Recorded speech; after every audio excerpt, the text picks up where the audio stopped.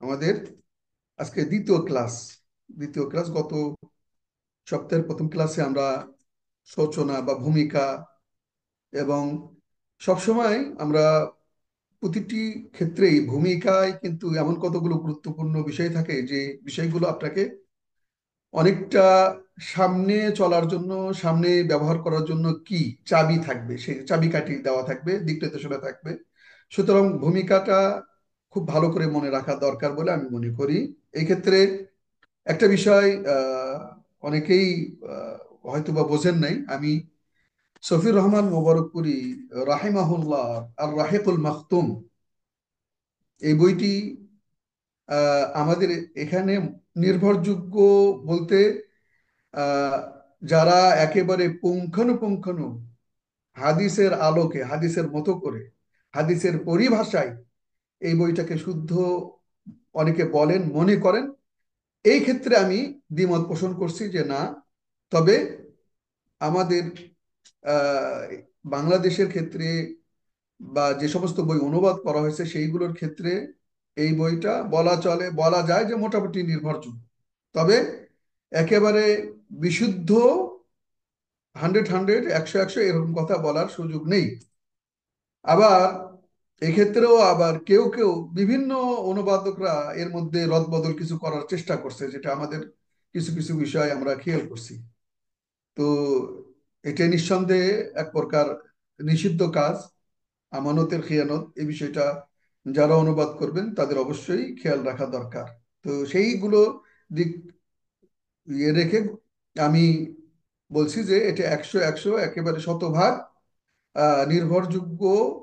হাদিসের পরিভাষার আলোকে এটি নির্ভরযোগ্য নয়। তবে আমরা হাতের কাছে যেগুলো পাচ্ছি সেইগুলোর আলোকে এই বইটা এখন আমাদের আহ, যে সমস্ত পাওয়া যায় তার মধ্যে এটি আমরা মেন হিসেবে নিতে পারি।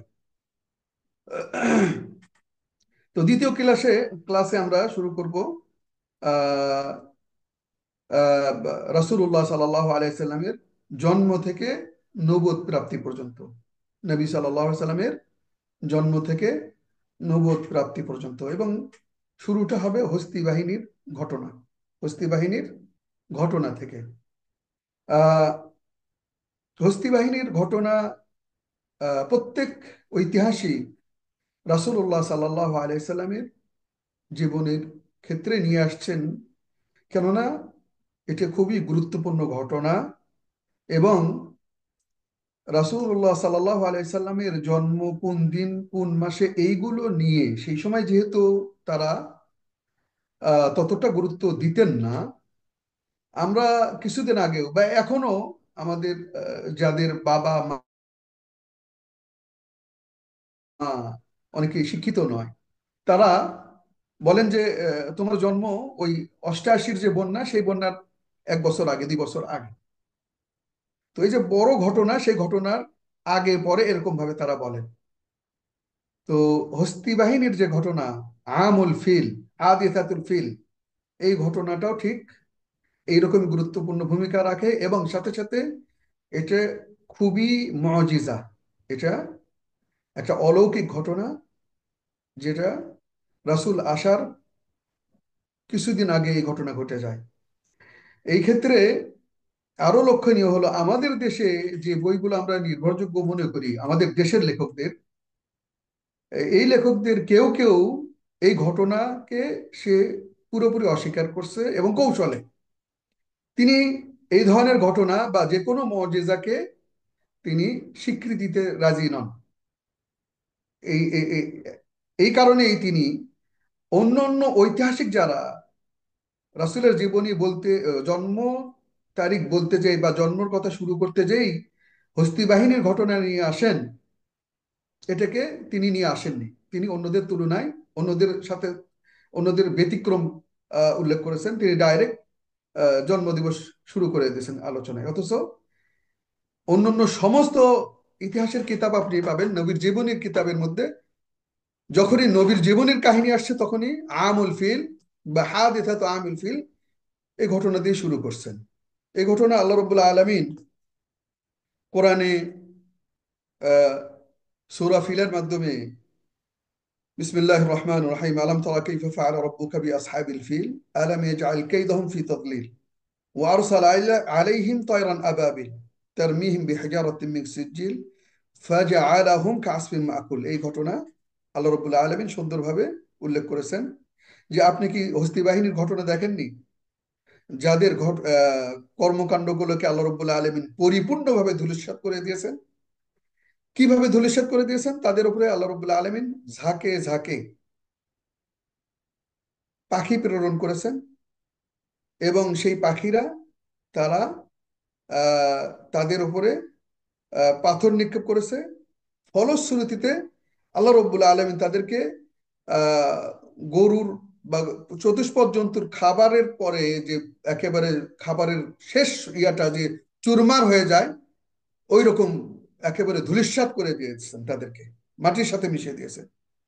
এইভাবে আসছে। ঘটনা হলো যে আহ ইয়ামানে আবরাহা আল হাবাসি নামক ব্যক্তি, যে আহ, হাবাসাই নাজ্জাশী যিনি ছিলেন, তার পদস্থ দায়িত্বশীল হলো এই আবরাহা ইয়ামানের উপরে।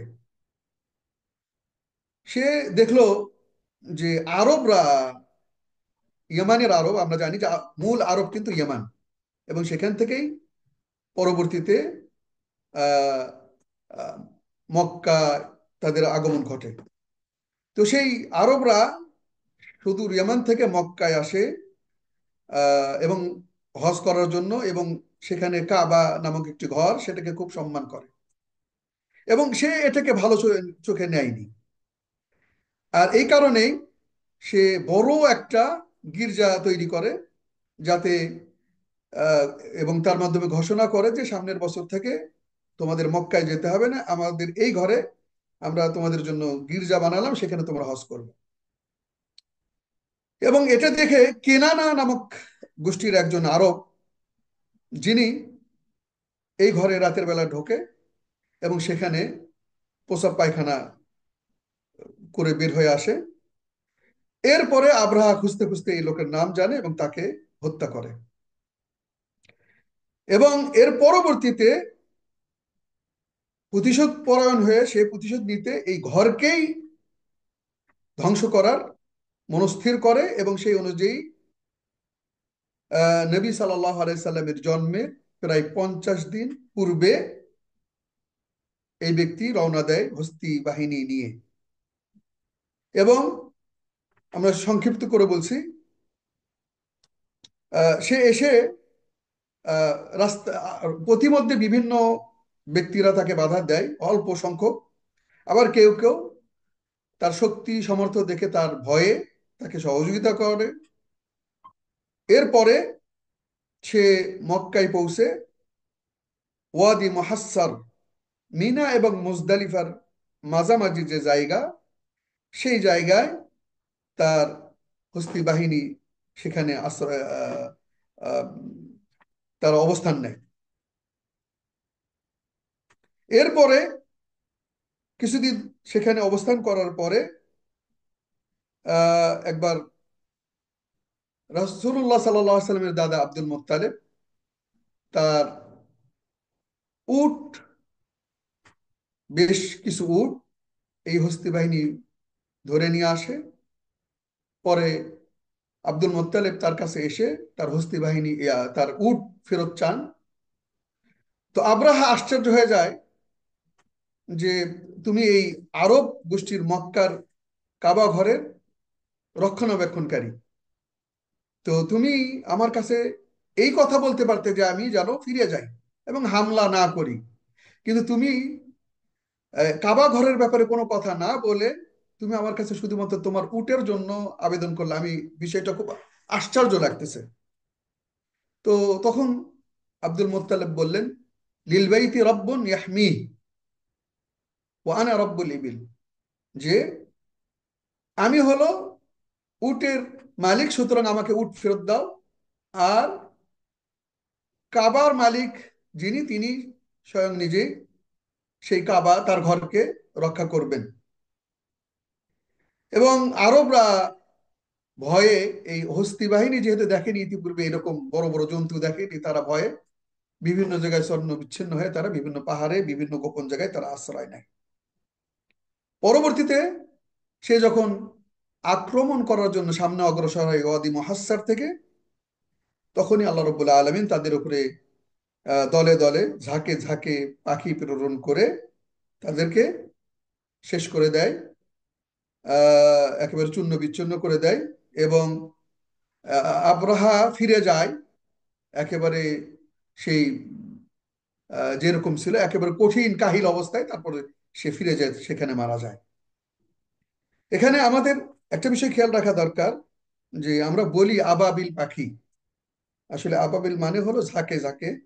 আবাবিল নামক কোনো পাখি নেই, আবাবিল নামক কোনো পাখি নেই, এই বিষয়টা খেয়াল রাখতে হবে। আমরা এখান থেকে, এই ঘটনা থেকে, এই ঘটনা ঘটে 571 শতাব্দী খ্রিস্টাব্দে। 571 খ্রিস্টাব্দে এই ঘটনা ঘটে নবী সাল্লাল্লাহু আলাইহি সাল্লামের প্রায় জন্মের 50 দিন আগে। এবং এই ঘটনা ঘটার মাধ্যমে আহ মক্কার অবস্থানটা পৃথিবীর মানুষের সামনে, বিশেষ করে শক্তিশালী রাষ্ট্র সেই সময় হাবাসা এবং রোমান এবং ফোর্স, পারস্য, এই তিনটা রাষ্ট্র একসাথে পৃথিবীকে তারা খুব জুলুম নির্যাতনের সাথে তারা কন্ট্রোল করতেছিল। এই মুহূর্তে যখন আব্রাহার মতো এত বড় হস্তি বাহিনী এসে পরাজিত হয়ে ফিরে যায়, এবং এটা তাদের সামনে বড় বড় ক্ষমতাধর দেশগুলোর সামনে এটা বড় একটা চ্যালেঞ্জ হিসেবেই তাদের সামনে চলে আসে। এই জন্য এখান থেকে যে বিষয়গুলো শিক্ষণীয়, আহ হস্তি বাহিনীর ঘটনা থেকে আমরা যেগুলো শিক্ষা পাই, তার মধ্যে একটা হলো শারাফুল কাবা। আহ কাবা ঘরের যে সম্মান, কাবা ঘরের যে সম্মান, এটা আল্লাহ রাব্বুল আলামিন, আহ যে কেউ এটাকে ধ্বংস করতে মনস্থির করবে, আল্লাহ রাব্বুল আলামিন তাকে অবশ্যই অবশ্যই তাকে লাঞ্ছিত করবেন, এবং কেউ কোনোদিন এই দুঃসাহস যেন না দেখায়। আহ এরকম আরো ঘটনা ঘটছে, তাদের ক্ষেত্রেও এরকম অবস্থায় তৈরি হয়েছে। সুতরাং এখান থেকে সতর্ক থাকা দরকার, এবং এখান থেকে আমাদের শিক্ষা নেওয়া দরকার।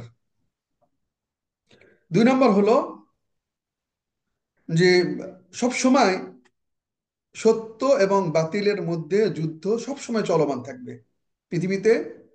এক শ্রেণীর মানুষ বাতিল, আবার আরেক শ্রেণীর মানুষ কিন্তু সত্যপন্থী থাকবে, এবং এই দুইয়ের মধ্যে স্বাভাবিকভাবেই আহ ঝগড়া বা গন্ডগোল হবে, এবং সেখানে সর্বশেষ বিজয় লাভ যারা সত্য তাদের জন্যই। এই ঘটনা নবী সাল্লাল্লাহু আলাইহি সাল্লামের জন্য, বা নবুয়তের যে পৃথিবীতে অন্য নতুন কিছু সূচনা ঘটতে যাচ্ছে, হস্তি বাহিনীর এই পরাজয়ের এবং তাদের উপরে আহ, যে পাথর নিক্ষেপ, এই ঘটনার মাধ্যমে এটাই প্রমাণিত হয়।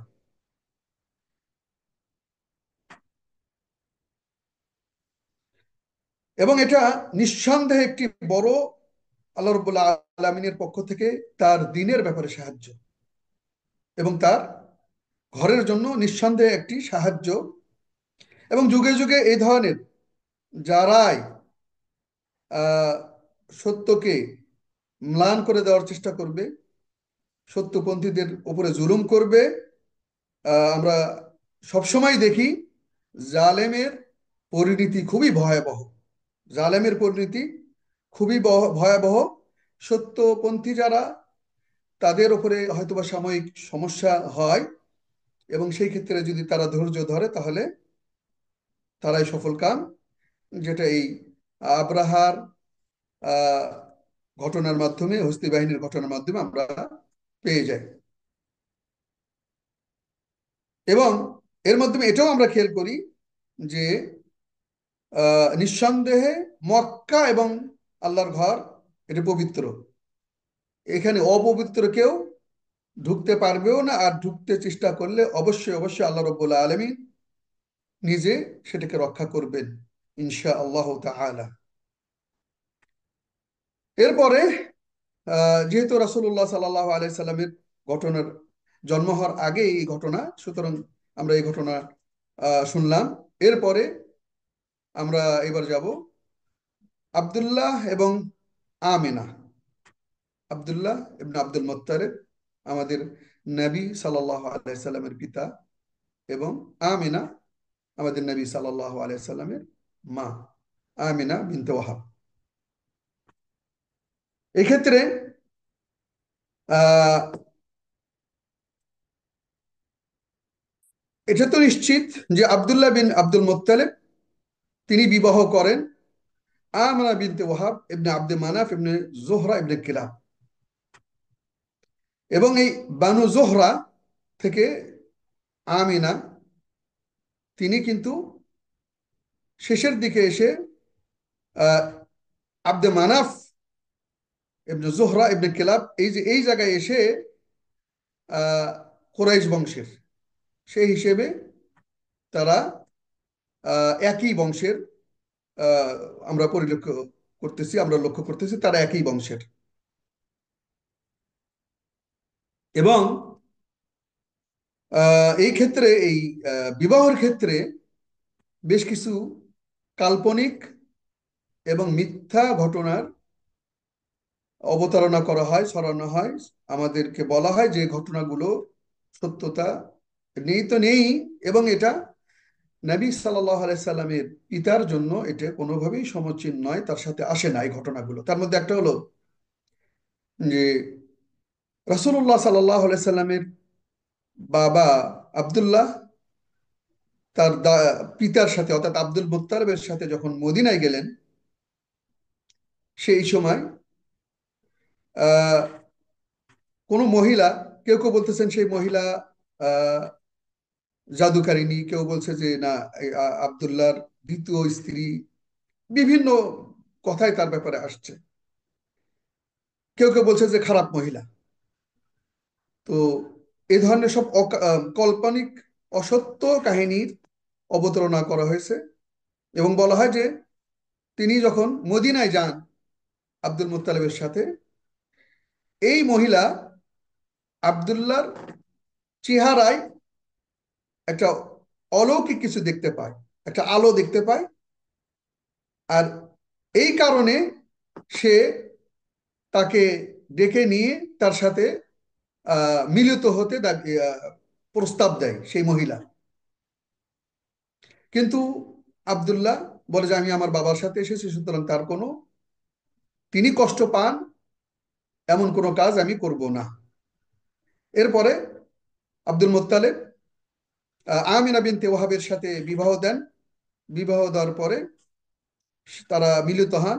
মিলিত হওয়ার পরে পরবর্তীতে আব্দুল্লাহ রাসূলুল্লাহ সাল্লাল্লাহু আলাইহি সাল্লামের বাবা, ইনি এই মহিলাদের কাছে যখন আসে, আসার পরে দেখে যে আগে যেরকম আগ্রহ ভরে আকাঙ্ক্ষা নিয়ে মহিলারা আহ তাকে আহ্বান করতেছিল, সেরকম করে আর তাকে কেউ আহ্বান করতেছে না। তখন আব্দুল্লাহ উল্লেখ করলেন যে কি ব্যাপার, তোমরা আমাকে গতকাল তো খুব করে ডাকছিলে, আজকে কোনো কথাই বলছো না তোমরা আমার সাথে, কারণ কি? তো তখন তারা বলে যে গতকাল আমরা তোমার ভিতরে, তোমার চেহারার ভিতরে এমন একটা কিছু দেখছিলাম যেটা আজকে নেই। তো এগুলো পুরোটাই ভিত্তিহীন, এর কোনো সত্যতা নেই, সুতরাং এটার উপরে বিশ্বাস করা যাবে না। এরপরে আমরা আমেনা আহ গর্ভবতী হওয়ার যে ঘটনা, সেখানে আমরা আলোকপাত করবো এখন। এই ক্ষেত্রে আমরা দেখি যে সেখানে বেশ কিছু ঘটনা নিয়ে আসা হয়েছে যেগুলো একেবারে যার কোনো অস্তিত্বই নেই। একটা হলো যে তিনি এই রাসূলুল্লাহ সাল্লাল্লাহু আলাইহি সাল্লামকে যখন গর্ভধারণ করলেন, তিনি খুব, সেটার যে একটা ওজন, সে ওজন অনুভব করতেন না। অর্থাৎ গর্ভ অবস্থায় একজন নারী যে কষ্ট ভোগ করে, তিনি তেমনটি ভোগ করতেন না, তিনি অনুভব করতেন না, সেরকম কষ্ট হতো না তার। তারপরে আরেকটা বিষয় আসছে যে তিনি কোনো তাবিজ যদি পড়তেন তাহলে সেটা অটোমেটিকলি কেটে ফেলা হতো, অটোমেটিকলি কেটে ফেলা হতো। এরপরে আরেকটা বিষয় আসছে যে তাকে স্বপ্নের মাধ্যমে কেউ এসে বলতো যে তুমি খুব একজন বিশেষ ব্যক্তি তোমার গর্ভে ধারণ করেছে, সুতরাং তার নাম মুহাম্মদ রাখবে। এরপরে আহ আরো অনেক কথা, বিভিন্ন কবিতা শোনাতো তাকে। এরপর ঘুম থেকে উঠে তাকে আর পেত না। আবার কিছু কিছু দুর্বল হাদিসের দিক থেকে, হাদিসের পরিভাষায় দুর্বল কাহিনীও আসছে। আহ তার মধ্যে একটা হলো যে তিনি যখন জন্ম হন তখন আহ দুই হাত উঁচু করে আকাশের দিকে উঁচু করে, বিশেষ করে শাহাদাত আঙ্গুলি উঁচু করে জন্মগ্রহণ করেন। আবার আরেকটা রাওয়াতে আছে যে এরকম যে তিনি জন্ম হন আহ, ইয়ে, মাখতুন অবস্থায়, আহ, সুন্নাত খাতনা করা অবস্থায়। আবার আরেকটা রেওয়ায়ত আছে যে না, জিবরিল আলাইহিস সালাম তাকে খাতনা করে দিয়েছে। আবার আরেক জায়গায় আছে এরকম যে আহ, তার দাদা সপ্তম দিনে আকিকা করে দাওয়াত দিয়ে তাকে খাতনা করান এবং আকিকা করান একই দিনে এবং তার নাম রাখেন মোহাম্মদ।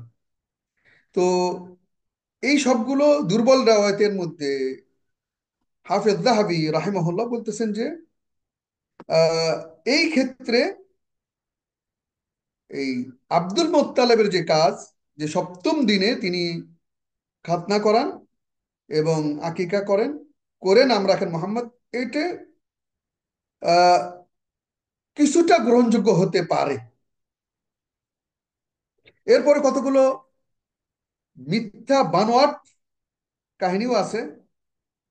আহ, তার মধ্যে একটা হলো যে আহ, তিনি যখন জন্মগ্রহণ করেন আহ, সেই যত যে জায়গায় যে সমস্ত গির্জাতে মূর্তিগুলো ছিল সেগুলো অটোমেটিকলি ভেঙে চুরমার হয়ে যায়, নিচে পড়ে যায়।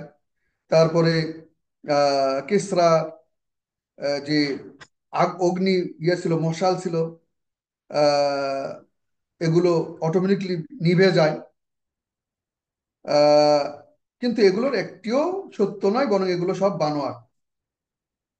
একটা বিষয় এখানে বিভিন্ন হাদিসের পরিভাষার আলোকে কয়েক দিক থেকে এই ঘটনাটা আসছে। এটা বলা চলে যে এটা গ্রহণ করা যেতে পারে ঘটনা। সেটা হলো আমেনা যখন রাসূলুল্লাহ সাল্লাল্লাহু আলাইহি সাল্লামকে জন্মদান করলেন, তিনি দেখলেন যে তার শরীর থেকে একটা আলোক বর্তিকা বের হয়ে একেবারে বাসরার যে অট্টালিকা, বড় বড় যে প্রাসাদ, সেই প্রাসাদ, স্বামীর যে বাসরার যে প্রাসাদগুলো ছিল সেগুলোকে আলোকিত করলো। এইগুলো এই এই এই রেওয়ায়তটাকে বলা হয়েছে যে এটা হাসান হতে পারে হাদিসের পরিভাষায়। তো এটা মোটামুটি অন্য সমস্ত ঘটনার থেকে এটা গ্রহণযোগ্য হতে পারে ইনশাআল্লাহ। এরপরে আমরা আসবো রাসূলুল্লাহ সাল্লাল্লাহু আলাইহি সাল্লামের আহ, জন্ম, নবীর জন্ম সংক্রান্ত বিষয়ে। এখানে স্থান, তারপরে কোন দিনে, কোন মাসে এবং কোন তারিখে, কোন তারিখে আমরা মোটামুটি আহ চারটে পয়েন্ট আমরা আলোচনা করব, চারটে পয়েন্ট আলোচনা করব। একটা হলো, প্রথমে আসি আমরা রাসূলুল্লাহ আমিনা, হামালাত আমিনা বিনতে ওয়াহাব। এই যখন আমিনা বিনতে ওয়াহাব গর্ভবতী হন, রাসূলুল্লাহ সাল্লাল্লাহু আলাইহি ওয়াসাল্লামের মা যখন গর্ভবতী হন, রাসূলুল্লাহ সাল্লাল্লাহু আলাইহি ওয়াসাল্লাম তার মায়ের গর্ভে আসেন সাল্লাল্লাহু আলাইহি ওয়াসাল্লাম।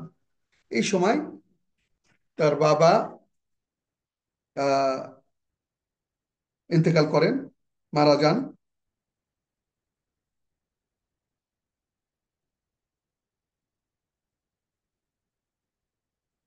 এরপরে আমরা আগেই জেনেছি যে রাসূলুল্লাহ সাল্লাল্লাহু আলাইহি সাল্লাম আহ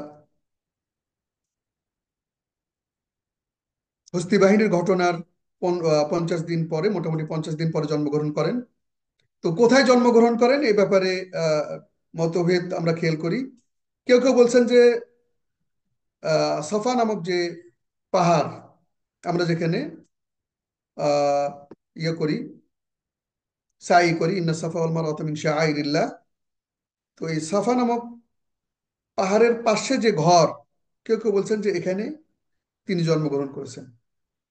কেউ কেউ, আমরা যারা মক্কায় গেছি তারা জানি যে ওই সাফা থেকে বেশ কিছু দূরে যে একটা সুড়ঙ্গ পথ, যে পথ দিয়ে সাধারণত মিনার দিকে যেতে হয়, কেউ কেউ বলছেন যে সেখানে শিয়াবে বানি হাশেম, এই জায়গায় তিনি জন্মগ্রহণ করছেন। আবার কেউ কেউ বলছেন যে আসফান নামক জায়গা, আসফান হলো মক্কা থেকে মদিনায় যাওয়ার পথে প্রায় 50 থেকে 80 কিলোমিটারের মধ্যে যে জায়গাটা, এই জায়গাটাকে আসফান বলা হয়। এই জায়গায় তিনি জন্মগ্রহণ করছেন এমন কথাও কেউ কেউ বলছেন। এবার আসি আমরা, তিনি কোন দিনে জন্মগ্রহণ করলেন। আমরা খেয়াল রাখি ভালো করে, এ ব্যাপারে কোনো মতভেদ নেই যে তিনি জন্মগ্রহণ করেছেন সোমবারে, যার ব্যাপারে হাদিস মুসলিম শরীফের হাদিসে আসছে। عن ابي قتاده رضي الله عنه ان اعرابيا قال يا رسول الله ما تقول في صوم يوم الاثنين فقال ذلك يوم ولدت فيه وانزل علي فيه। একজন আরবি এসে জিজ্ঞেস করলেন যে সোমবারে রোজা রাখার ব্যাপারে আপনার পরামর্শ কি। রাসূল সাল্লাল্লাহু আলাইহি ওয়াসাল্লামকে জিজ্ঞাসা করলেন, তিনি বললেন যে এই দিন এমন দিন যে দিন আমি জন্মগ্রহণ করেছি এবং যে দিন আমার উপরে ওহী নাজিল হয়। ওহী নাজিলের শুরুটা সোমবারে। সুতরাং এ ব্যাপারে নিশ্চিত আমরা হতে পারি, যেহেতু মুসলিমের রওয়ায়াত, যে তিনি সোমবারে জন্মগ্রহণ করেছেন। এবার দিন গেল, জায়গাও গেল, আমাদের জায়গাও জানতে পারলাম, দিন কোন দিন সেটাও আমরা পেলাম। এবার আসি কোন মাস, কোন মাসে জন্মগ্রহণ করছেন এ ব্যাপারে আলেমদের মধ্যে অনেকগুলো কথা পাওয়া যায়, বেশ কয়েকটি কথা মতামত পাওয়া যাচ্ছে। তার মধ্যে একটা হলো রাসূলুল্লাহ সাল্লাল্লাহু আলাইহি ওয়াসাল্লাম জন্মগ্রহণ করেছেন রবিউল আউয়াল মাসে, এবং এটাই অধিকাংশ গ্রহণযোগ্য হতে পারে। এটি ইবনে ইসহাক, ওয়াকিদি, তবারি, ইবনে কাসির এবং অন্যান্য ইতিহাসবেত্তা যারা আছেন তারা এটাই উল্লেখ করছেন। 2 নম্বর হলো, 2 নম্বর মত হলো, বলা হচ্ছে যে তিনি রমজান মাসে জন্মগ্রহণ করেছেন। এই কথাটা ইবনে ইবনে ইবনে আব্দুল বার আহ, জুবাইর ইবনে বাক্কার থেকে উল্লেখ করেছেন আল ইস্তিআব কিতাবে। এরপরে তৃতীয় মত হলো তিনি রাসূলুল্লাহ সাল্লাল্লাহু আলাইহি ওয়াসাল্লাম জন্মগ্রহণ গ্রহণ করেছেন সফর মাসে। এরপরে চতুর্থ নম্বর মত হলো আহ, রবিউল সানি অথবা রবিউল আখার, এই মাসে তিনি রাসূলুল্লাহ সাল্লাল্লাহু আলাইহি ওয়াসাল্লাম জন্মগ্রহণ করেছেন। পঞ্চম মত হলো মুহররম মাসে রাসূলুল্লাহ সাল্লাল্লাহু আলাইহি ওয়াসাল্লাম জন্মগ্রহণ করেছেন। ষষ্ঠ মতামত হলো রাসূলুল্লাহ সাল্লাল্লাহু আলাইহি ওয়াসাল্লাম জন্মগ্রহণ করেছেন রজব মাসে। তাহলে আমরা দেখতেছি রবিউল আউয়াল, রমজান, সফর, আহ, রবিউল সানি বা রবিউল আখির, মুহররম, রজব, এই 6টি মতামত আমরা পাচ্ছি ঐতিহাসিকদের মধ্যে মাস কোন মাসে এই ব্যাপারে। এবার আমরা চতুর্থ যে বিষয়টা সেটা হলো কোন তারিখ। আমরা জায়গা পেলাম, দিন পেলাম, মাস এই ব্যাপারে মতামত পেলাম। এবার আসি কোন তারিখে, এই তারিখটা নিয়ে আমরা আহ, আমাদের মধ্যে সতর্ক হওয়া দরকার, সাবধান হওয়া দরকার। এবং খুবই গুরুত্বপূর্ণ এই বিষয়টা, যে ঐতিহাসিকরা এক্ষেত্রেও বলতেছেন যে প্রথম মত হলো যে রবিউল আউয়ালের 12 তারিখে তিনি জন্মগ্রহণ করেছেন। এটি অধিকাংশ গ্রহণযোগ্য মত, বা অধিকাংশের মত, গ্রহণযোগ্য নয়, এটা অধিকাংশ আলেমদের মতামত এরকম। কেউ কেউ বলছেন যে না, রবিউল আউয়াল মাসের 8 তারিখে জন্ম। রাসূল সাল্লাল্লাহু আলাইহি ওয়াসাল্লাম রবিউল আউয়াল মাসের 8 তারিখে জন্মগ্রহণ করছেন। কেউ কেউ বলছেন যে রাসূলুল্লাহ সাল্লাল্লাহু আলাইহি সাল্লাম জন্মগ্রহণ করছেন রবিউল আউয়ালের 13 তারিখ, 9 তারিখে। এবং এই বিষয়টা একটু ভালো করে শুনবেন। মিশরের বিশিষ্ট ঐতিহাসিক মোহাম্মদ আল খুদরি বেক, এরপরে ভারতের রহমাতুল্লিল আলামিন ইতিহাস যিনি লিখছেন মোহাম্মদ সোলাইমান আল মনসুর পুরি, একই সাথে আমাদের দেশের আহ, মোস্তফা চরিত যিনি লিখছেন মোহাম্মদ আকরাম খাঁ, এবং আমাদের যে সিলেবাস, আমরা আমরা যে বইটা আপনাদেরকে পড়ার জন্য বলছি সেটা হলো সফিউর রহমান মোবারকপুরের রাহেকুল মাকতুম। এই কিতাবগুলোতে আহ এনারা বলতেছেন যে 9 তারিখেই রাসূলুল্লাহ সাল্লাল্লাহু আলাইহি ওয়াসাল্লাম জন্মগ্রহণ করেছেন। কারণ কি? কারণ হলো প্রত্যেকেই নির্ভর করছেন তারা মাহমুদ বাশা, যিনি সাধারণত এই ফালাকি বা রেখা বিশেষজ্ঞ, চন্দ্র যে ইয়েগুলো আছে, কারবারগুলো আছে, সেগুলো সম্পর্কে তিনি বিশেষজ্ঞ। তিনি হিসেব করে দেখতেছেন, তিনি একটা বইও লিখছেন। সেই ক্ষেত্রে দেখা যাচ্ছে যে আহ সোমবারে যখন আমরা পেলাম যে সোমবারে তিনি জন্মগ্রহণ করেছেন, এবার সোমবারটা যখন আমরা ক্যালেন্ডারে ফেলাচ্ছি, উনি বলতেছেন যে আমরা যখন ক্যালেন্ডারে ফেলাচ্ছি তখন দেখা যাচ্ছে যে সোমবারটা 9 তারিখে পড়তেছে। 10 তারিখেও না, 8 তারিখেও নয়, এদিকে 11 তারিখেও নয়, 12 তারিখে নয়। উনি বলতেছেন যে 9 তারিখে পড়তেছে। তো এই জন্য তারা বলতেছেন যে এটাই নির্ভরযোগ্য। কেউ কেউ বলছেন রাসূলুল্লাহ সাল্লাল্লাহু আলাইহি সাল্লাম রবিউল আউয়াল মাসের 10 তারিখে জন্মগ্রহণ করছেন। ওয়াকিদি এই মতের পক্ষে, এবং এই মতটা ইবনে সাদ তবাকাত, যিনি আহ, বিশিষ্ট ইতিহাসের কিতাব, সিরাতের কিতাব, ইনি উল্লেখ করছেন এই বইয়ে। কেউ কেউ বলছেন রবিউল আউয়ালের 17 তারিখে, 17 তারিখে। এরপরে কেউ কেউ বলছেন যে রবিউল আউয়ালের 2য় তারিখে। কেউ কেউ বলছেন রবিউল আউয়ালের 18 তারিখে।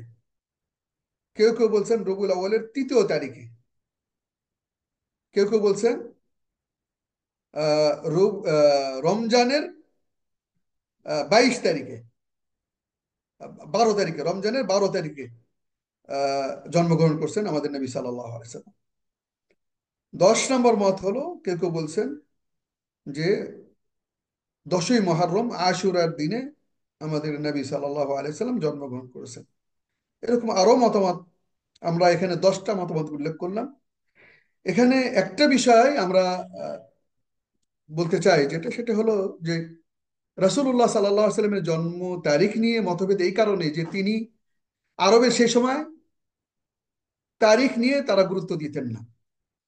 যে কোনো বড় ঘটনার সাথে অন্যান্য ঘটনাগুলোকে জুড়ে দিতেন, যে আগে বা পরে, ওই ঘটনার আগে বা পরে, এরকম বলতেন। তারিখ তাদের মধ্যে চলমান ছিল না। তবে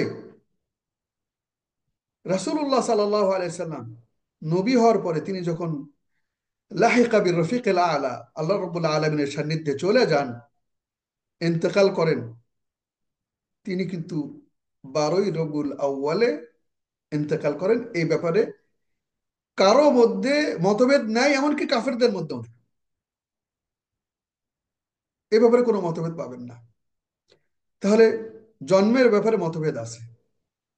সুতরাং এখানে একটা বিষয় আসে যে জন্মের তারিখের ব্যাপারে যখন মতভেদ, তখন হয়তোবা আল্লাহ রব্বুল আলমিনই চাচ্ছেন না তার জন্ম কেন্দ্রিক অনুষ্ঠান হোক। আবার একই সাথে কোনো কারো যদি জন্ম এবং মৃত্যু একই দিনে হয়, তাহলে স্বাভাবিকভাবে যারা বিবেকবান, বুদ্ধিমান, সচেতন, সতর্ক, তাদের জন্য জন্মটা মুখ্য হয় না, বরং তার চলে যাওয়ার তারিখটাই মুখ্য হয়।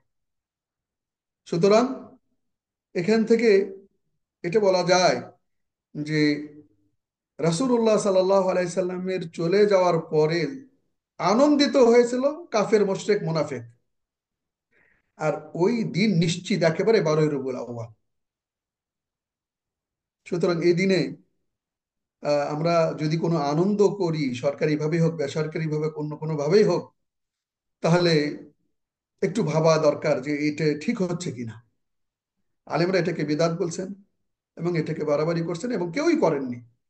এবং এটা মিশরে 3য় শতাব্দীতে আহ, আহ, ওবাইদিয়ারা এই কাজটা শুরু করে। 3য় বা 6ষ্ঠ শতাব্দীতে এই কাজ শুরু করে তারা। সুতরাং তার আগে কেউই রাসূলুল্লাহ সাল্লাল্লাহু আলাইহি সাল্লামের জন্মদিন পালন করছে মর্মে কোনো তথ্য আমরা পাচ্ছি না। নির্ভরযোগ্য তথ্য তথ্য থাকতে পারে অনেকের কাছে, যেগুলো নির্ভরযোগ্য নয়। আমরা শুরুতেই বলছি এবং এখনো বলতেছি, সবকিছু আমরা নির্ভরযোগ্য তথ্য আমরা এই ব্যাপারে আপনাদেরকে দিতে চাচ্ছি। এই হলো রাসূলুল্লাহ সাল্লাল্লাহু আলাইহি সাল্লামের জন্ম সংক্রান্ত বিষয়াদি। এরপরে আমরা আসবো রাসূলুল্লাহ সাল্লাল্লাহু আলাইহি সাল্লামের বংশ পরিচয়। এক্ষেত্রে হাসান ইবনে সাবিত রাদিয়াল্লাহু তাআলা আনহু, যিনি রাসূলুল্লাহ সাল্লাল্লাহু আলাইহি সাল্লামের কবি ছিলেন, রাসূলের কবি হিসেবে পরিচিত, তিনি বলতেছেন, ওয়াদাম্মাল ইলাহ ইসমুন নবী ইলা ইসমিহি ইয ক্বালা ফিল খামসি আল মুআদ্দিনু আশহাদু وشق له من اسمه ليجله فذو العرش محمود وهذا محمد। আল্লাহু আকবার। এখানে আহ, হাসান ইবনে সাবিত রাসূলুল্লাহ সাল্লাল্লাহু আলাইহি ওয়াসাল্লামের প্রশংসা করতে যায় বলতেছেন, তার পরিচয় দিতে যায় বলতেছেন যে তিনি তো সেই নবী, মুহাম্মদ তো সেই ব্যক্তি, সেই নবী, সেই মহান ব্যক্তি যার নামে নামটাকে আল্লাহ রাব্বুল আলামিন 5 বার তার নামের সাথে অ্যাড করে দিয়েছেন, যেটা মুয়াজ্জিন আশহাদু আন্না মুহাম্মাদুর রাসূলুল্লাহ বলে 5 বার দৈনন্দিন মানুষকে আহ্বান করে। রাসূলুল্লাহ সাল্লাল্লাহু আলাইহি ওয়াসাল্লাম বলতেছেন, ইন্নাল্লাহ আস্তাফা কিনানা মিন ওয়ালাদ ইসমাঈল ওয়াস্তাফা কুরাইশ মিন কিনানা ওয়াস্তাফা মিন কুরাইশ বানি হাশিম ওয়াস্তাফা মিন বানি হাশিম ওয়াস্তাফানি মিন বানি হাশিম। রাওয়াহু মুসলিম। অর্থ হলো, আল্লাহ রাব্বুল আলামিন ইসমাইলকে, কেনানাকে সিলেক্ট করেছেন ইসমাইল থেকে, এবং কুরাইশকে সিলেক্ট করেছেন কেনানা থেকে, এবং বানি হাশিমকে সিলেক্ট করেছেন, বাছাই করে নিয়েছেন কুরাইশ থেকে। আর বানি হাশিম থেকে আল্লাহ রাব্বুল আলামিন বাছাই করেছেন আমাকে, নবী হিসেবে আমাকে প্রেরণ করেছেন। অর্থাৎ ইসমাইল থেকে কেনানা, কেনানা থেকে কুরাইশ, কুরাইশ থেকে বানি হাশিম, বানি হাশিম থেকে মোহাম্মদ, মোহাম্মদ সাল্লাল্লাহু আলাইহি ওয়াসাল্লাম তিনি বানি হাশিম থেকে। বানি হাশিম কোথায় থেকে? কুরাইশ থেকে। কুরাইশ কই থেকে? কেনানা থেকে। কেনানা কই থেকে? ইসমাইল আলাইহিস সালামের বংশধর থেকে।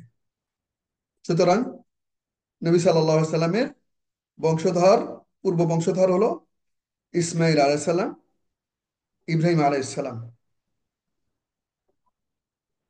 আহ هو أبو القاسم محمد بن عبد الله ابن عبد المطلب ابن هاشم ابن عبد مناف ابن قصي ابن كلاب ابن مرة ابن كعب ابن لؤي ابن غالب ابن فهر ابن مالك ابن نضر ابن كنانة ابن خزيمة ابن مدركة ابن إلياس ابن مضر ابن نزار ابن معد ابن عدنان। আমাদের নবীর মহাব্বত আমরা দেখাই, কিন্তু আমরা নবীর পুরো নামটাও অনেকে যদি আমরা বলতে বলি, কমপক্ষে তার দাদা বা তার ইয়ে পর্যন্ত বলতে বললে আমরা অনেকে বলতে পারি। এটা নিঃসন্দেহে এটা মহাব্বত নয়। নবীর মহাব্বত মানে হলো তার বংশ পরিচয়টা কমপক্ষে আমাদের মুখস্থ থাকা দরকার। কমপক্ষে আবুল কাসেম বিন আব্দুল্লাহ, আবুল কাসেম ও আবুল কাসেম মোহাম্মদ ইবনে আব্দুল্লাহ। আবুল কাসেম হলো তার ছেলের নাম কাসেম, আহ এরপরে তিনি হলেন মোহাম্মদ সাল্লাল্লাহু আলাইহি সাল্লাম, তার বাবার নাম হলো আব্দুল্লাহ, তার দাদার নাম হলো আব্দুল মোত্তালেব, তার পরদাদা নাম হলো ইবনে হাশিম, ইবনে হাশিমের বাবার নাম হলো ইবনে মানাফ। এই মুররা পর্যন্ত কমপক্ষে মুখস্থ করা দরকার। আবুল কাসেম মোহাম্মদ ইবনে আব্দুল্লাহ ইবনে আব্দুল মুত্তালিব ইবনে হাশিম ইবনে আব্দুল মানাফ ইবনে কোসাই ইবনে কিলাব ইবনে মুররা ইবনে কাব ইবনে লুয়াই। আমরা চেষ্টা করি তার এই নসবটাকে, তার এই বংশ পরিচয়টাকে মুখস্থ রাখতে। কেন মুখস্থ রাখবো আমরা, কেন এই বিষয়গুলো গুরুত্ব দেব? আহ গুরুত্ব দেব এই কারণেই যে, খেয়াল রাখবেন, যার বংশ পরিচয় শক্তি, বংশ পরিচয় নেই অথবা বংশ পরিচয় থাকলেও যিনি শক্তিশালী নয়, মানুষের মধ্যে এটি রীতি হয়ে গেছে, তাকে কেউ গুরুত্ব দিতে চায় না। আহ দেখা যাচ্ছে যে এই জন্যই দিব আমরা, এই জন্য তার নবী সাল্লাল্লাহু আলাইহি সাল্লামের বংশ পরিচয়টা আমাদের নখদর্পণে থাকা দরকার, এই জন্য পড়া দরকার যে এটার মাধ্যমে, তার বংশ পরিচয়ের মাধ্যমে এটা বোঝা যায় যে তার দাওয়াতটা কিন্তু গোষ্ঠীর উপর নির্ভর নয়। অর্থাৎ রাজতন্ত্রর একটা দিক আছে যেটা আহ, নিন্দনীয়, রাজতন্ত্রের একটা ভালো দিক আছে, একটা নিন্দীয় যেটা মন্দ দিক আছে। সেই মন্দ দিকের উপরে নির্ভর করে রাসূলুল্লাহ সাল্লাল্লাহু আলাইহি সাল্লামের দাওয়াতটা গড়ে ওঠেনি। তার প্রমাণ হলো তিনি কোরাশি, আবার তাকে সহযোগিতা যারা করছে আনসার, তারা কিন্তু আহ নবী সাল্লাল্লাহু আলাইহি সাল্লাম আহ রাসূলুল্লাহ সাল্লাল্লাহু আলাইহি সাল্লাম হলো আদনান গোষ্ঠীর, আমরা শেষের দিকে যদি পাই। আর মদিনাবাসী যারা, তারা হলো কাহতানিয়া। খেয়াল রাখবেন, একেবারে সব শেষে রাসূলুল্লাহ সাল্লাল্লাহু আলাইহি সাল্লামের বংশ পরিচয় সব শেষে হলো আদনান। তার মানে রাসূলুল্লাহ সাল্লাল্লাহু আলাইহি সাল্লাম আদনান পরিবারের। আবার রাসূলুল্লাহ সাল্লাল্লাহু আলাইহি সাল্লামকে যারা সহযোগিতা করলেন, বংশের, একই বংশের একই গোষ্ঠীর এই কারণে নয়, বরং রাসূলের কাছে সত্য ছিল যেটাকে সহযোগিতা করা দরকার, বংশ দেখে নয়, আত্মীয় দেখে নয়। আর এটা প্রমাণ করে যে মদিনায় যারা আনসার ছিলেন তারা সবাই কাহতানিয়া পরিবারের, কাহতান। আর রাসূলুল্লাহ সাল্লাল্লাহু আলাইহি সাল্লাম ছিলেন আদনান পরিবারের। সুতরাং এখানে এই দুই পরিবারের পরিচয় যখন আমরা জানবো, তখন এটা প্রমাণ হবে যে এটা একক কোনো ব্যক্তিদের ক্ষমতা দখল করার অথবা সুবিধা নেওয়ার কোনো পাইতারা নয়, বরং এটা আল্লাহ রাব্বুল আলামিন প্রদত্ত ওহী এবং আল্লাহ রাব্বুল আলামিনের পরিপূর্ণ দাসত্বকে, তাওহীদকে বাস্তবায়ন করার জন্য এই মিশন। দ্বিতীয় বলতে পারি যে রাসূলুল্লাহ সাল্লাল্লাহু আলাইহি সাল্লামের এই বংশ পরিচয়টা, এটা নিঃসন্দেহে নবী সাল্লাল্লাহু আলাইহি সাল্লামের নবুয়তের একটি বড় নিদর্শন, বড় একটি পরিচয় বহন করে। কারণ কি? কারণ হলো সবসময়, সেই জাহিলিয়ার যুগে হোক এখনো, যিনি বংশে খুব বড়, তার পিছনেই লোকজন জমা হয়, তারই কথা মানুষজন শোনে। সুতরাং রাসূলুল্লাহ সাল্লাল্লাহু আলাইহি সাল্লামের বংশ পরিচয়টাও যদি খেয়াল করি, যে তিনি সেই সময় সবচেয়ে শ্রেষ্ঠ বংশে তার জন্ম। এটা আরেকটা ভাবে প্রমাণিত হয় যে আবু সুফিয়ানকে হেরাকেল, রোমের বাদশাহ, যখন রাসূলুল্লাহ সাল্লাল্লাহু আলাইহি সাল্লাম হুদায়বিয়ার যুদ্ধ এবং সন্ধির পরে যখন আহ দাওয়াতি কাজে সপ্তম হিজরিতে বাহিরের রাষ্ট্রগুলোর সাথে দাওয়াতি কাজের জন্য নিজেকে মনোনিবেশ করলেন, তখন চিঠি দিলেন হেরাকেলের কাছে। তো সেই সময় ওই জায়গায় আরব কে আছে খুঁজে খুঁজে খুঁজে আবু সুফিয়ানকে পাওয়া গেল। এবং আবু সুফিয়ান রাসূলুল্লাহ সাল্লাল্লাহু আলাইহি সাল্লামের আত্মীয়। তো তাকে নিয়ে যে বলা হলো যে এই যে আমার কাছে যে চিঠি, এই চিঠির অনেকগুলো কথাই বলা হলো, যে তার মধ্যে বিশেষ করে বলা হলো যে তার বংশ পরিচয় সম্পর্কে জিজ্ঞেস করা হলো যে কোন ধরনের বংশের তিনি। তখন আবু সুফিয়ান সেই সময় মিথ্যা বলাটা নিন্দনীয় ছিল, ঘৃণিত ছিল। শিরক করুক আর যাই করুক না কেন, তাদের কাছে মিথ্যা বলাটা ছিল চরম ঘৃণিত অপরাধ। এই জন্য আবু সুফিয়ান দেখতেছে যে এখানে এসে আমি সত্য কথা বললে আমার অস্তিত্ব সংকট পড়বে এবং মোহাম্মদ সাল্লাল্লাহু আলাইহি সাল্লাম বিজয় হয়ে যাবে। এরপরও তিনি কিন্তু সেখানে সত্য কথা বলেছেন। তার বংশ পরিচয় সম্পর্কে যখন হেরাকেল জিজ্ঞেস করলো, তখন আবু সুফিয়ান একেবারে বিনা দ্বিধায় নিশ্চিন্তে বলে দিলেন যে হ্যাঁ, তার বংশে আমাদের মধ্যে খুব বড় বংশের তিনি। আহ এরপরে হেরাকেল বললেন যে ওয়াকাযালিকা রাসূল তুবআত ফি আনসাবি কওমিহা। হেরাকেল তখন বলল যে হ্যাঁ, তাহলে সেই সত্যিকার অর্থে নবী, কারণ নবীদেরকে সব সময় বংশগত দিক থেকে ওই সমকালীন সবচেয়ে উচ্চ যে বংশ, সেই বংশের মধ্যেই নবীকে প্রেরণ করা হয়, যাতে তার কথা মানুষজন খুব সহজেই মেনে নেয়, তার দাওয়াতটা যেন সহজেই মানুষের কাছে গ্রহণযোগ্য হয়। সুতরাং হেরাকেল সেই ব্যক্তি জিজ্ঞাসা করতেছে রাসূলের নাসব সম্পর্কে। কাজে নিঃসন্দেহে নাসাবের কত বড়, বংশে পরিচয়ের গুরুত্বটা কত বড়, এটা আমরা ভালো করে বুঝি এই ঘটনার মাধ্যমে। এরপরে নবী সাল্লাল্লাহু আলাইহি সাল্লামের এই নসবটা বা বংশ পরিচয়টাও কিন্তু তার নবুয়তের সত্যতা প্রমাণ করে। তিনি যে সত্য নবী, এটা তার বংশ পরিচয় প্রমাণ করে। যে তিনি যদি এমন কোনো দুর্বল অবহেলিত জনগোষ্ঠীর কোনো কাবিলা বা গোষ্ঠীর হতেন, তাহলে তিনি হয়তোবা এই যে নির্যাতিত, নিষ্পেষিত, অবহেলিত হওয়ার কারণে তিনি যে যুগ যুগ ধরে বঞ্চিত, সেই বঞ্চিতের থেকে দেওয়ালে পিঠ ঠেকে যাওয়ার কারণে তিনি তার হারিয়ে যাওয়া, বঞ্চিত হওয়া অধিকার উদ্ধারের জন্য তিনি মাঠে নেমেছেন। এটা আহ হতে পারতো যে নবী নয়, মূলত তিনি নবী নয়, তার উপরে যে জুলুম, তাকে যে নিষ্পেষণ করা হয়েছে, সেই নির্যাতিত হওয়ার বিপরীতে তিনি দাঁড়িয়ে গেছেন, এটা নয়।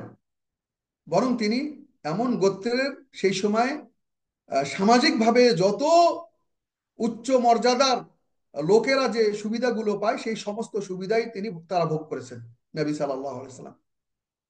তারপরও তিনি যখন সেই এত সুখে থাকার পরেও তিনি যখন সেই সিস্টেমের বিরুদ্ধে যে দাঁড়িয়ে যান এবং হাজারো প্রভুকে বাতিল করে এক রবের দিকে আহ্বান করেন, তখন নিঃসন্দেহে এটাই প্রমাণ হয় যে তিনি দুনিয়াবি কোনো স্বার্থে নয়, বরং আল্লাহ রব্বুল আলামিন তাকে প্রেরণ করেছেন।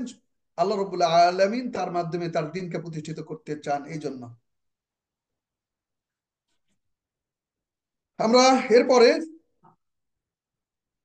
যে বিষয়টা আলোচনা করতে চাই, সেটা হলো এখানে একটা বিষয় আহ, আমাদের মনে হয় ছুটে গেছে, সেটা হলো দুধ মা, রাসূলুল্লাহ সাল্লাল্লাহু আলাইহি সাল্লামকে যারা দুগ্ধপান করিয়েছেন, বিষয়টাও খুবই গুরুত্বপূর্ণ। আহ, আমরা জানি যে এখান থেকেই আহ,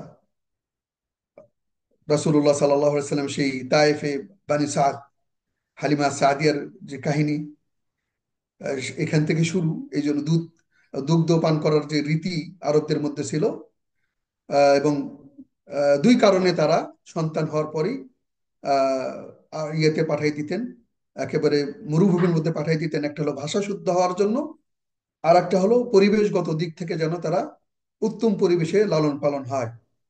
তাহলে আমরা দেখি যে সবসময় শহরের যে পরিবেশ, এটা আহ, যদি গ্রামের পরিবেশের সাথে তুলনা করি, নিঃসন্দেহে গ্রামেরটা ভালো। যেটা রাসূলুল্লাহ সাল্লাল্লাহু আলাইহি সাল্লামের পিতা, মাতা এবং তার দাদা, চাচা যারা ছিলেন, তারাও বুঝছেন বিষয়টা।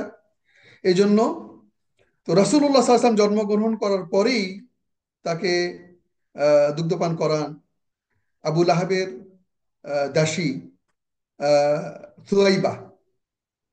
সুয়াইবা।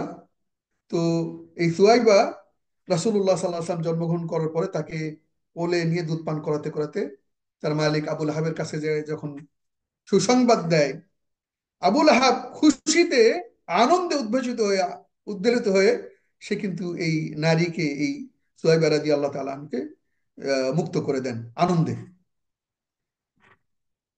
এরপরে দ্বিতীয় জন যিনি ছিলেন আহ রাসূলুল্লাহ সাল্লাল্লাহু আলাইহি ওয়াসাল্লামের দুধ মাতা, তিনি হলেন বিশিষ্ট মহিষী নারী হালিমা আস-সাদিয়া। হালিমা আস-সাদিয়া, হালিমা সাদিয়ার ব্যাপারে কেউ কেউ বলে যে তিনি পরবর্তীতে মদিনায় এসে মুসলমান হয়েছেন, কেউ কেউ বলেন যে না, তিনি নবুয়ত প্রাপ্ত হওয়ার আগেই তিনি ইন্তেকাল করেছেন। তো তিনি মক্কায় আসেন তায়েফের দিক থেকে আহ, সন্তান নেওয়ার জন্য, এবং সন্তান পালন করে তাদের পারিবারিক অর্থ অভাব অনটন যেগুলো আছে সেগুলো দূর করবেন। কিন্তু সবাই, অন্যান্যরা সবাই ভালো ভালো বাচ্চা, অর্থ সম্পদশালী বাচ্চাদেরকে নিয়ে যায়। পরবর্তীতে মোহাম্মদ সাল্লাল্লাহু আলাইহি সাল্লামের আর্থিক অবস্থা যেহেতু তার পিতা নেই, এতিম, সেই হিসেবে তাকে কেউ নেয় না। পরে কাউকে না পাওয়ার কারণে হালিমা সাদিয়া এবং তার স্বামী আল হারিস ইবনে আব্দুল উজ্জা, তারা একসাথে না পাওয়ার কারণে, অন্য কাউকে না পাওয়ার কারণে একরকম নাই মামার চাইতে খানা মামা, এইরকম শব্দের যে ইয়েটা, এইরকম অনেকটাই রাসূলুল্লাহ সাল্লাল্লাহু আলাইহি সাল্লামকে নিয়ে চলে যান।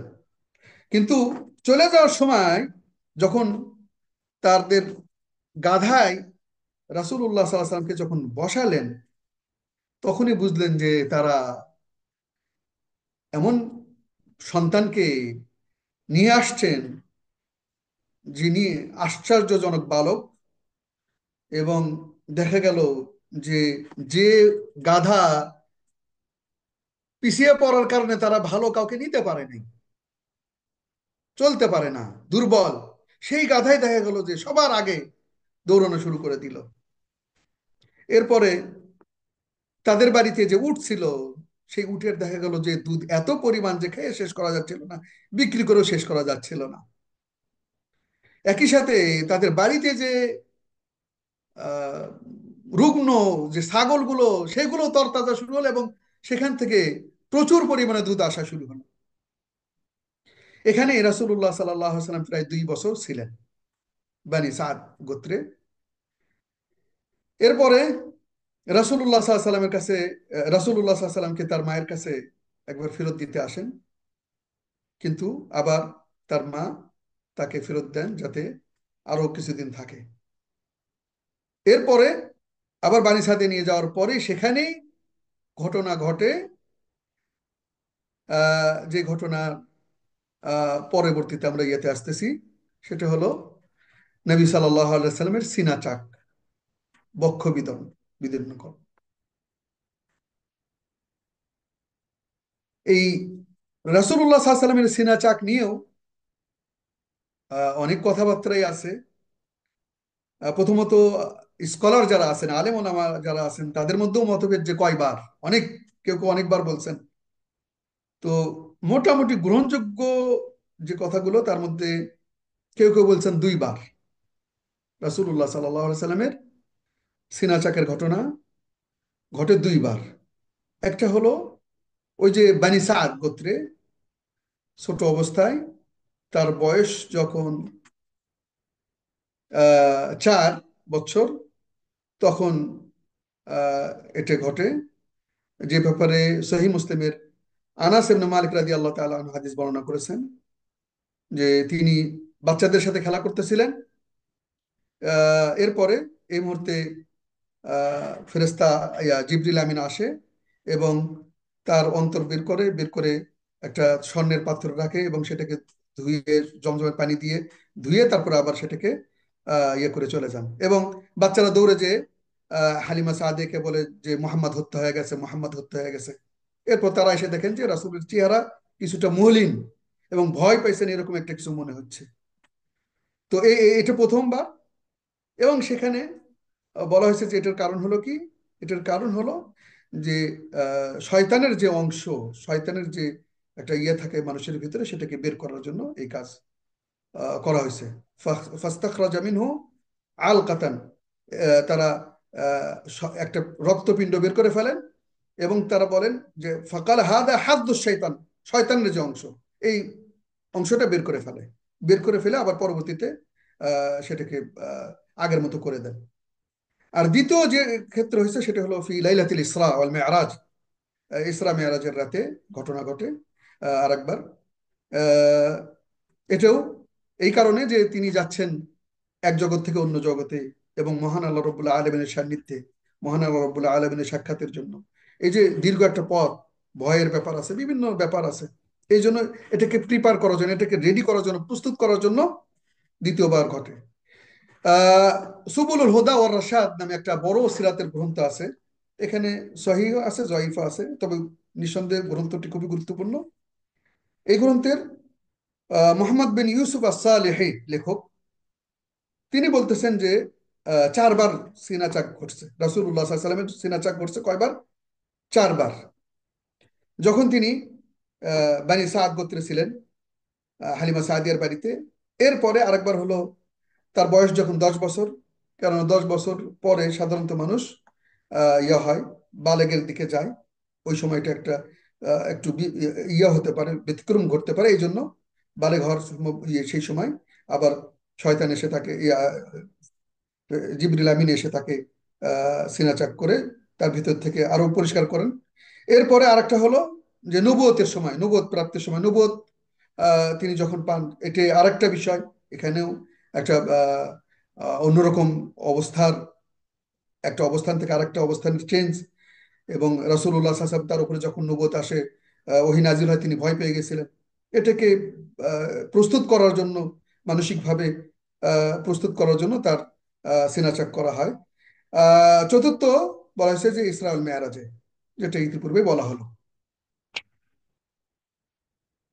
এই ক্ষেত্রে অনেকেই অনেক রকম যারা পাশ্চাত্যের, বিভিন্ন জনই বিভিন্ন মন্তব্য এ ব্যাপারে করেছে, সংশয় দেখাইছে। এমনকি মোহাম্মদ হাইকেল, যার হায়াতু মোহাম্মদ নামে একটা বই আছে, এবং আমাদের ইসলামিক ফাউন্ডেশন থেকে কিন্তু এই বইটা অনুবাদ হয়েছে, এবং সেই বইয়ে একেবারে রীতিমতো রাসূলের এই ইয়েটাকে অন্যভাবে, বিকৃতভাবে উপস্থাপন করার কারণে তার সমকালীন যারা লেখক ছিলেন তারা তাকে, এই মোহাম্মদ হাইকেলকে মোনাফেক পর্যন্ত বলতে বাধ্য হয়েছে, এবং বলছে যে তুমি এত কি করে, যারা পাশ্চাত্যের ইহুদি নাসারা দ্বারা এতটা তুমি কি করে প্রভাবিত হও? তুমি সত্যটা জানো, তুমি তোমার ধর্মটাকে আগে ভালো করে বোঝো, হাদিসগুলো ভালো করে বোঝো, তাহলে তুমি বুঝতে পারবে যে কেন ঘটলো। তো এজন্য আমাদের মধ্যে আছে, আর ওইদিকে যারা পাশ্চাত্যের বিভিন্ন লেখক আছে তারা তো এই ব্যাপারে বেশ কিছু মন্তব্য করেই ফেলছে। এবং সবচেয়ে বড় ব্যাপার হলো যে এখনকার যুগে এসে আমরা দেখি যে বিভিন্নভাবে অপারেশন হয়, এবং অনেক সময় অপারেশনের এতটাই উন্নতি ঘটেছে, অনেক সময় পুরো শরীর না ইয়ে করে সেই ঠিক কোনো অস্ত্র দিয়ে জায়গা মতো ছোট্ট ফুটো করে সেখান থেকে সমস্যা যেখানে আছে সেখানে ট্রিটমেন্ট করা হয়। তো এগুলো দেখে সিনাচাকের ঘটনা আর অস্বীকার করার কিছু আছে বলে আমার মনে হয় না। সুতরাং এই বিষয়গুলো একটু অতীতে হয়তোবা না বোঝার কারণে আমরা অস্বীকার, কেউ কেউ অস্বীকার করছে, কিন্তু এখনকার ঘটনা তো আমাদেরকে বলে দেয় যে এগুলো মিথ্যা নয়। এখানে ইবনে হাজার রাহিমাহুল্লাহ ফাতুল বারীতে বিস্তর আলোচনা করছেন এবং বলছেন যে যারা এটা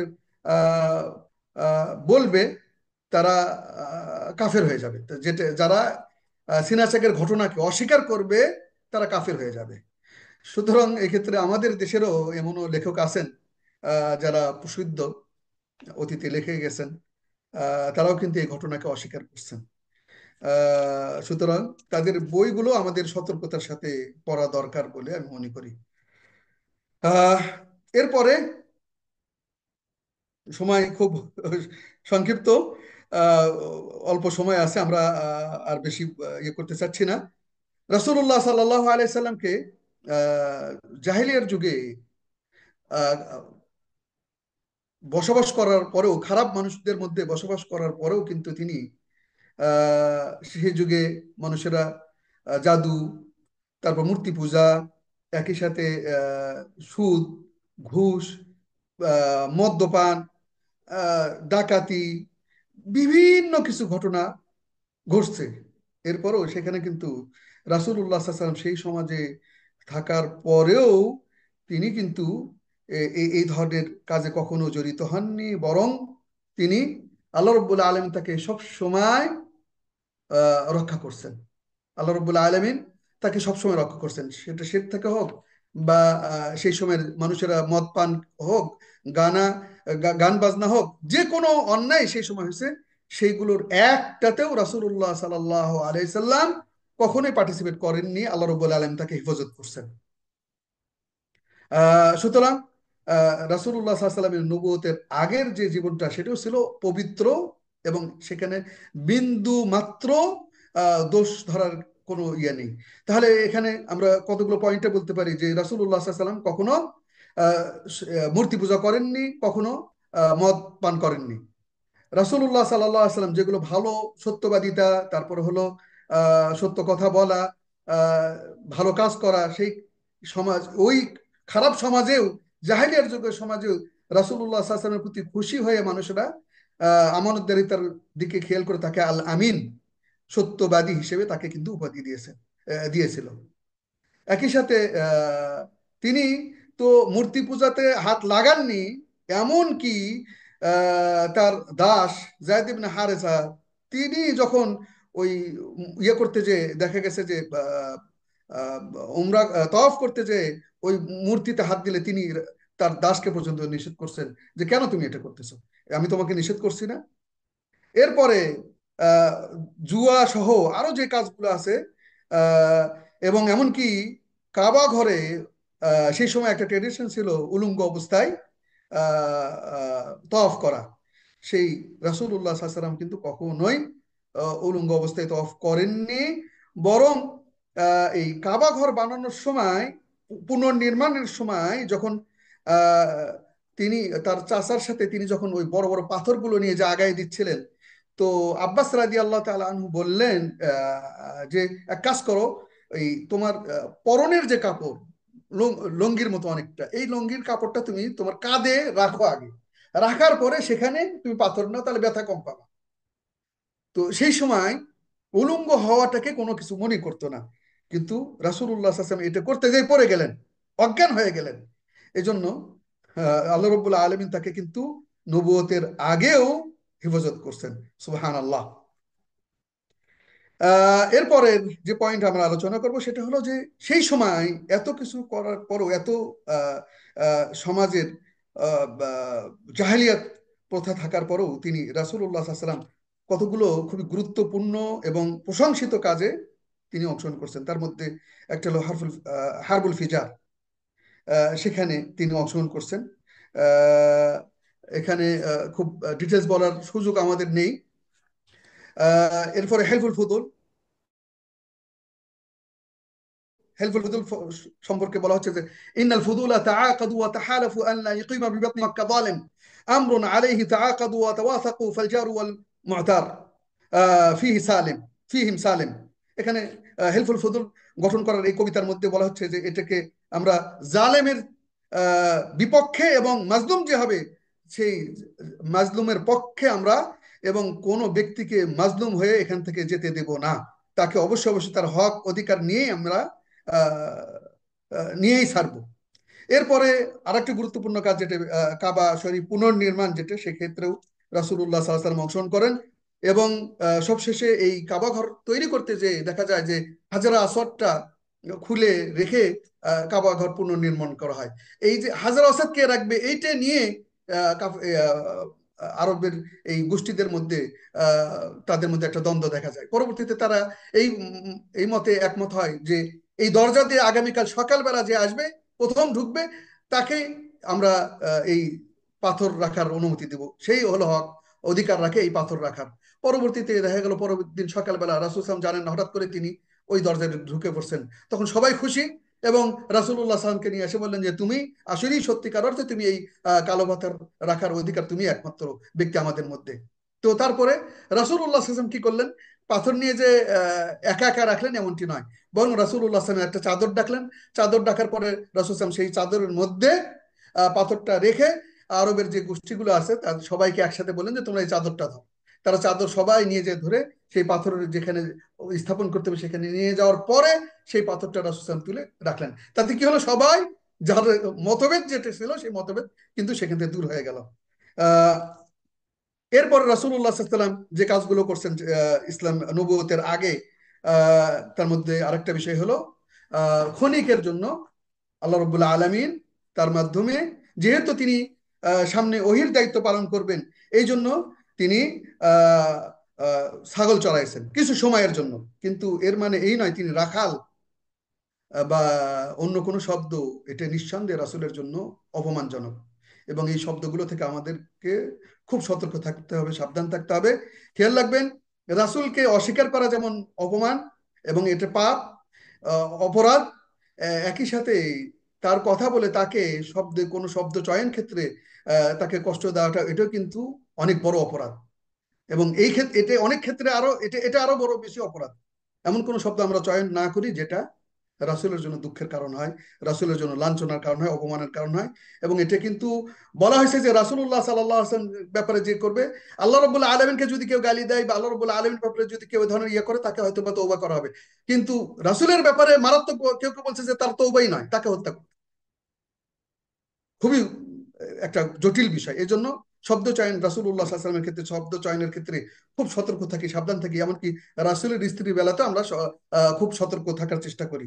এমন কোনো শব্দ চয়ন না করি যেগুলোর দ্বারা তাদের সাথে বেয়াদবি হয়। এরপরে আরেকটা বিষয় হলো যে নবী সাল্লাল্লাহু আলাইহি সাল্লাম কি করছেন, আহ, আহ, তিজারা বা ব্যবসায়িক কাজেও তিনি কিন্তু কাজ করছেন। রাসূলুল্লাহ সাল্লাল্লাহু আলাইহি ওয়াসাল্লাম চাচার সাথে ব্যবসায়িক কাজ করছেন। একই সাথে সর্বশেষ মাইসারা, রাসূলের স্ত্রী খাদিজা রাদিয়াল্লাহু তাআলা আনহার মাধ্যমে, মাইসারার মাধ্যমে তার নিয়োগ হয়। এবং তার পরবর্তীতে ইয়ামানে ব্যবসার জন্য যান আহ, রাসূল খাদিজার সম্পদ নিয়ে। এরপরে যান সিরিয়াতে, এবং ফিরে এসে মাইসারা খাদিজা রাদিয়াল্লাহু তাআলা আনহাকে রাসূলুল্লাহ সাল্লাল্লাহু আলাইহি সাল্লামের বিভিন্ন গুণাবলী বলেন, এবং তিনি যে অলৌকিক বিষয়গুলো দেখছেন সেগুলো উল্লেখ করেন। এবং সেই ঘটনাগুলো উল্লেখ করার পরে রাসূলুল্লাহ সাল্লাল্লাহু আলাইহি সাল্লামের পরবর্তীতে এবং রাসূলুল্লাহ সাল্লাল্লাহু আলাইহি সাল্লাম এবং খাদিজার মধ্যে বিবাহের যে অবস্থা সেটা চলে আসে। এখানে আমরা খুব সংক্ষিপ্ত করতেছি। আহ এখানে কতগুলো বিষয়, এই যে রাসূলুল্লাহ সাল্লাল্লাহু আলাইহি ওয়াসাল্লাম যে কাজগুলো করলেন এবং আরো যে ঘটনাগুলো আমরা উল্লেখ করলাম, এর মধ্যে একটা বিষয়, কতগুলো শিক্ষণীয় বিষয় আছে যে রাসূলুল্লাহ সাল্লাল্লাহু আলাইহি ওয়াসাল্লাম আমাদের মতোই মানুষ, আমাদের মতোই তার আহ, আমরা যেরকম খাদ্যের প্রয়োজন হয়, আমরা যেরকম আহ, মানুষ হিসেবে যা কিছু দরকার সেগুলো কিন্তু তার বেলাতেও আছে। সুতরাং সেগুলোকে তিনি ভেঙে ফেলছেন এবং সেগুলোকে তিনি উপেক্ষা করে আল্লাহ রব্বুল আলমিনের ওয়াহদানিয়াত শাহাদতকে ইয়ে করার জন্য তিনি সারা রাত জেগে ইবাদত করছেন। তিনি যুদ্ধের ময়দানে সবার সামনে সবাই ভয় পেলেও তিনি কিন্তু কখনো ভয় পাননি। এরপরে দেখা যাচ্ছে আহ, রাসূলুল্লাহ সাল্লাল্লাহু আলাইহি সাল্লাম আহ, সেই জাহিলিয়ার যুগে থাকার পরেও দেখা যাচ্ছে যে তিনি সৎ কাজের কখনো পিছিয়ে যাননি। হেলফুল ফুজুল আহ, নামক যে সংগঠন, সেই সংগঠনে কিন্তু তিনি নিজের নাম রেখেছেন এবং সেখানে তিনি দায়িত্ব পালন করছেন, শুধুমাত্র কি যাতে সমাজে মানুষ নির্যাতিত না হয়। একই সাথে রাসূলুল্লাহ সাল্লাল্লাহু আলাইহি সাল্লাম তিনি এই দেখা গেল যে নবুয়তের আগে তিনি যে হাজরা আসওয়াদ রাখার ক্ষেত্রে যে ভূমিকা রাখলেন, নিঃসন্দেহে এটি একটি সুন্দর কাজ, এবং সবাই তাতে খুশি। আহ, এরপরে একই সাথে রাসূলুল্লাহ সাল্লাল্লাহু আলাইহি সাল্লাম আহ, আহ, ছোটবেলায় তিনি ছাগল চড়িয়েছেন, আবার কতক সময় অর্থের প্রয়োজনে তিনি আহ, অন্য কোনো লোকের ভাগে, অন্য কোনো লোকের প্রয়োজনের ক্ষেত্রে খণ্ডকালীন সময়েও তিনি কিন্তু ছাগল চড়াইছেন। তো সুতরাং কাজের ক্ষেত্রে আমরা অর্থের ক্ষেত্রে বা ইয়ের ক্ষেত্রে যেন আমরা লজ্জা না করি, এটা খেয়াল রাখা দরকার। আহ, সময় আমাদের শেষ, এই জন্য আমরা যদি আহ, আমাদের আরো দুটো পয়েন্ট, গুরুত্বপূর্ণ পয়েন্ট বাকি আছে, আমরা এটাকে পরবর্তীতে নিয়ে যাওয়ার জন্য প্রস্তাব করছি। বিশেষ করে খাদিজা রাদিয়াল্লাহু তাআলা আনহার সাথে বিবাহ, এরপরে নবুয়তের প্রাক সুসংবাদ, নিদর্শন সমূহ, এই দুটো বিষয় খুবই গুরুত্বপূর্ণ। আমরা এরই সাথে বলে রাখি যে আহ, এই বিষয় আমরা সিরাত কোনোভাবেই আপনারা হয়তো বা খেয়াল করতেছেন, খুব দ্রুত আমরা চলে যাচ্ছি, অথচ প্রতিটা ক্ষেত্রে আমাদের শিক্ষণীয় আছে, অনেক বিষয় আছে যে বিষয়গুলো আমরা সেগুলো বিষয়ে আমরা আলোচনা করতেছি না। কি কারণ? কারণ হলো সময় খুব কম। 8টা ক্লাসে রাসূলুল্লাহ সাল্লাল্লাহু আলাইহি ওয়াসাল্লামের জীবনী বলাটা খুবই কঠিন। আবার এখানে এমনও ব্যক্তিরা আছেন যারা বিভিন্ন বিশ্ববিদ্যালয়ে প্রফেসর, এই সাবজেক্টগুলো পড়ান। আমাদের সাথে তারা কেউ কেউ যোগাযোগ করছেন, এবং তারা সঙ্গত কারণে আমরা তাদের নামগুলো গোপন রাখতেছি। তো তাদেরও তারাও এই ইয়েতে মাশাআল্লাহ তাদের আগ্রহ এবং আহ, এলমি লোক যারা, তারাই এরকমই জ্ঞানের পিপাসু যারা, জ্ঞান পিপাসু যারা, তাই এরকমই। তো সে এখানে তারা আছেন, এই জন্য তাদের দিকটা আমাদের খেয়াল রাখতে হচ্ছে। আবার সাথে সাথে একেবারে সাধারণ মানুষ যারা নবী সাল্লাল্লাহু আলাইহি সাল্লামের জীবনী A to Z সবকিছু জানতে চান, তো এই দুই গ্রুপের একটা মিডিলে আমাদেরকে আসতে হচ্ছে। এই জন্য আমরা কিছু ক্ষেত্রে দীর্ঘ করতেছি, আবার কিছু ক্ষেত্রে বাধ্য হচ্ছে ডিলিট করতে বা উল্লেখ না করতে। আলাকুল্লি হাল, আমরা পরবর্তীতে সামনের ইয়েতে আমরা এই গুরুত্বপূর্ণ দুটি বিষয় অ্যাড করবো ইনশাআল্লাহ। কি বলো শাহেদ, কি বলেন? জি উস্তাদ, ইনশাল্লাহ। জি। তো আজকে এখানে শেষ করছি। হাদা ওয়া সাল্লাল্লাহু আলা নবিনা মুহাম্মাদিন ওয়া আলা আলিহি ওয়া সাহবিহি আজমাইন। আসসালামু আলাইকুম ওয়া রাহমাতুল্লাহি ওয়া বারাকাতুহু।